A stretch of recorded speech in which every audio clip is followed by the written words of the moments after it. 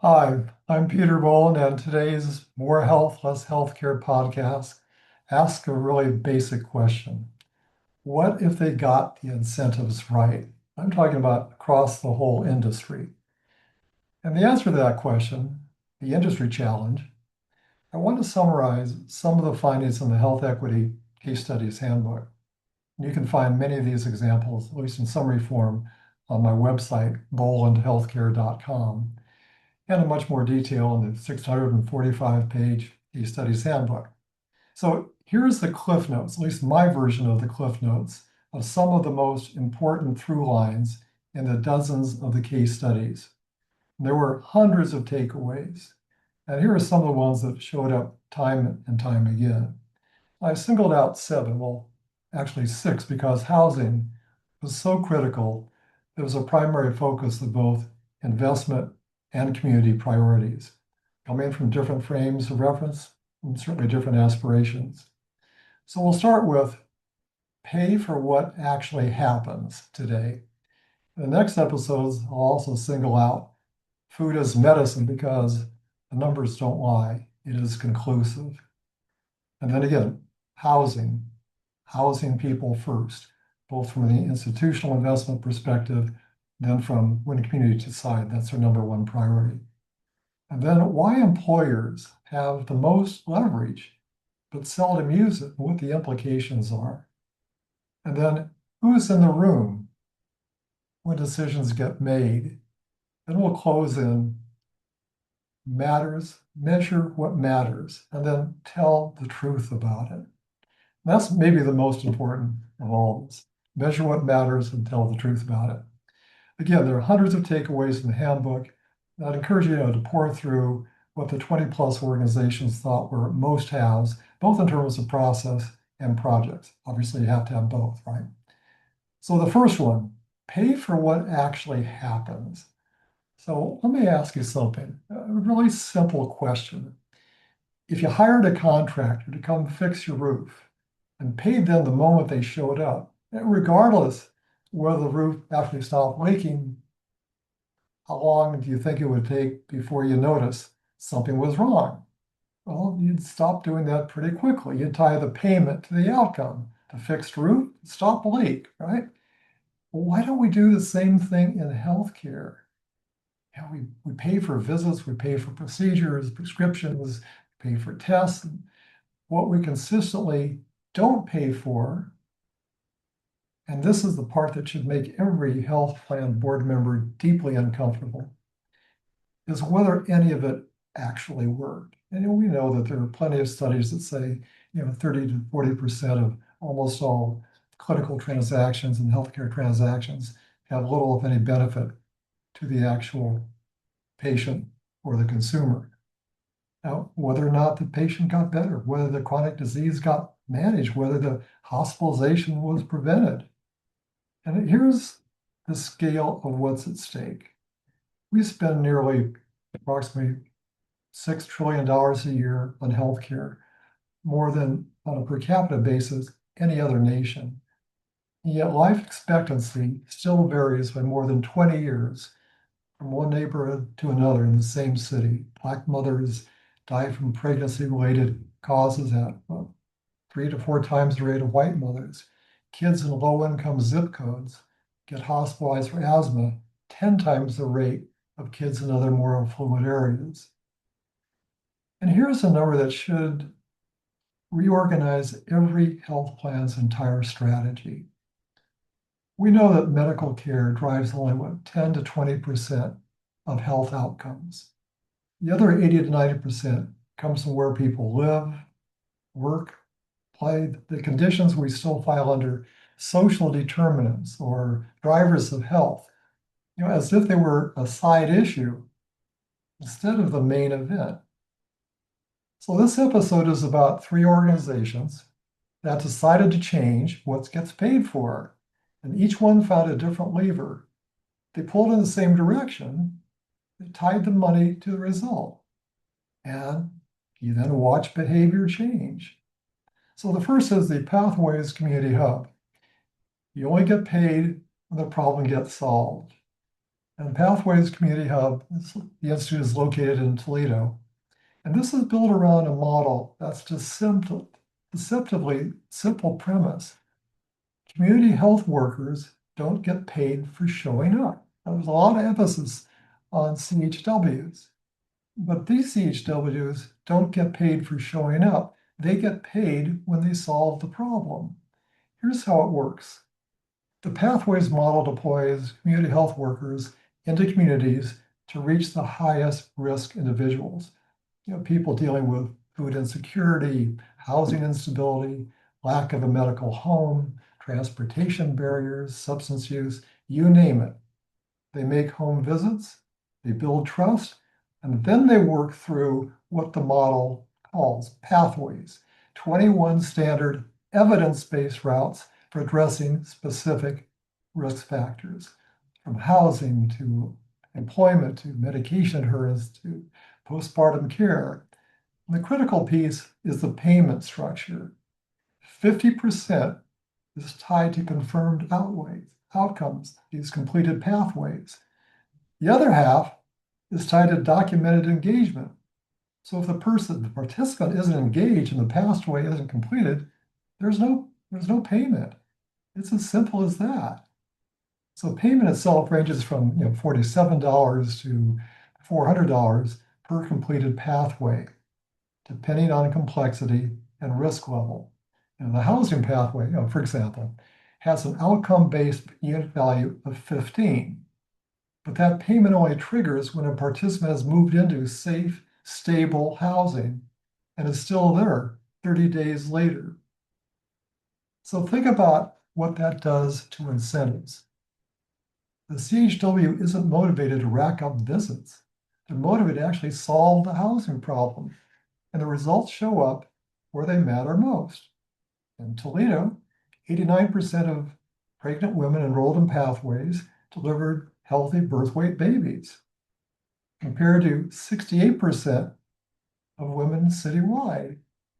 In a more recent evaluation of the pathways model in Ohio found that participants had a 43% lower chance low birth weight than matched non-participants, along with improved prenatal care utilization. So there are 21 organizations been certified under this model, 11 in Ohio.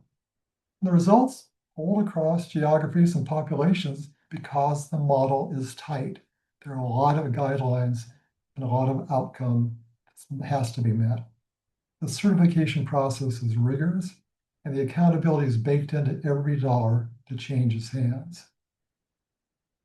So what would it look like if health plans required that standard to every dollar they spend on community health initiatives? Not we found a program, and not we partnered with a nonprofit, but did the housing get stabilized? Did the food insecurity get resolved? Did the pathway get completed? And that's the question Pathways focuses on. It's the right question. Another example is Houston Methodist, a large academic program that shows doctors show them their data. That's their strategy. So what happens? Well, let's talk about what happens when you apply outcome-based incentives to physicians themselves, because that's a whole different level of institutional nerve. Houston Methodist in Texas took on a problem that most health systems treat as intractable. How do you change physician behavior and at scale without destroying morale, triggering defensive medicine, or generating a mass exodus of your medical staff? Well, the answer turns out isn't a mandate, it's more what I would call a mirror. Methodist implemented a system of monthly one-on-one data reviews with individual physicians. The staff went out literally and met one-on-one every single month. No, not aggregate reports, not departmental averages, but their individual data, their patients, their outcomes, their cost, and their patterns compared against peers and evidence-based benchmarks. Now, the insight behind this strategy is worth sitting with for a minute. Physicians went into medicine, to deliver excellent care. Most generally believe that they are. So what individual level data does is surface the gap between that belief and the evidence, not as an accusation, but as information. So when a physician sees for the first time that their 30-day readmission rate is running significantly higher than their peers, for the same patient population, that's not a performance review, that's a clinical puzzle. And physicians are trained to solve clinical puzzles. Now, the results at Methodist were really remarkable. By aligning physician incentives around high-value, evidence-based care, and by showing each doctor their own numbers every single month, the hospital generated a whopping $50 million rebate from the medical shared savings programs. It didn't all go to the C-suite. It was split between the hospital, the medical practices, and even the solo practitioners. The doctors who drove the savings participated in the reward. Now, during the COVID period alone, their coordinated care ACO saw admissions drop 16%. All-cause 30-day readmissions fell by 15%. Avoidable ER visits, 21%, largely through expanded virtual care. Now, that's not luck. That's a system where the incentives, the data, and the professional identity of the physician are all pointed in the right direction. So the lesson here isn't that physicians need to be controlled, it's that they need to be equipped. Give them their own data. Tie meaningful reward to high-value practice. Then get out of the way. Why this approach isn't more widespread? It works. Physicians are very competitive. They want honest feedback. So why are we not pursuing the same data-based evaluation process? It works. Well, also, I'd like to focus on a very, very different kind of approach. Blue Cross Blue Shield of Massachusetts and their alternative quality contract. This example, at the payer level, it may be the most, structurally significant of the three. Blue Cross Blue Shield of Massachusetts didn't just tweak a payment formula. They rebuilt the architecture of how they pay providers throughout the Commonwealth. The alternative quality contract shifted power provider groups from fee-for-service to a global budget, a fixed, risk-adjusted payment for an entire patient population, with strong financial incentives tied to quality and outcomes rather than volume. What that means in practice is that keeping patients healthy suddenly became financially rational for providers. Primary care investment, care coordination, outreach to high-risk patients who used to fall through the cracks, all that started generating return rather than cost. Providers began paying attention to equity metrics. Because the contract made it impossible to hit quality targets by improving outcomes only for the healthiest, easiest to manage patients. They had to cover the entire population. Blue Cross Blue Shield also began embedding equity directly into provider contracts, starting in 2023, linking financial incentives to reducing racial inequalities in care rather than just hitting quality benchmarks. That's a huge difference. And it's not a soft ask. That's a contractual obligation with money attached. And how it reaches meaningful scale, 5 AQC groups covering 53% of the health plan's in-state members and 6% of those in risk contracts are operating under the pay for equity standard. Now, none of this happened in a vacuum. Member focus groups told Blue Cross Blue Shield of Massachusetts what actually mattered to people: surprise costs and difficulty navigating the health system came up first, followed by the challenge of finding culturally comfortable physicians who would listen to them and were actually accepting new patients. The feedback didn't just get filed away. It shaped benefit design and provider network development, aimed squarely at reducing the cultural and linguistic barriers the members had named. The early results of the alternative quality contract showed quality holding steady or improving while per capita spending grew more slowly than in comparative fee-for-service arrangements. And a system that normally produces more spending with no corresponding improvement outcomes, that's a significant result. They listened to the patient population, they redesigned benefits, and they structured meaningful incentives. It was a win-win. Why isn't this the norm right across the industry? That's the question I'm really left with. Let me close with this. We looked at three organizations, three very, very different mechanisms, but one through line. When you stop paying for activity and start paying for outcomes, what happens? Behavior changes. The Pathways model proves it works at the community level. Houston Methodist proves it can work at the physician level. Blue Cross Blue Shield of Massachusetts proves it works at the population level.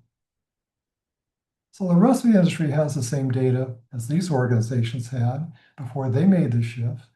They have the same case studies, they have the same actuarial models, the same frustrated clinicians, and the same members cycling through emergency departments for conditions that could have been managed upstream. What they're missing isn't information, it's the institutional will to tie money to what actually matters. That's the real takeaway. And that's a takeaway through all the examples throughout the Health Equity Case Studies Handbook. The next episode, we're going to talk about food, not as a feel-good program or performative gesture, but as a clinical intervention with some of the most compelling cost data in the Case Studies Handbook. So thank you for joining me today on More Health, Less Healthcare. I'm Peter Boland.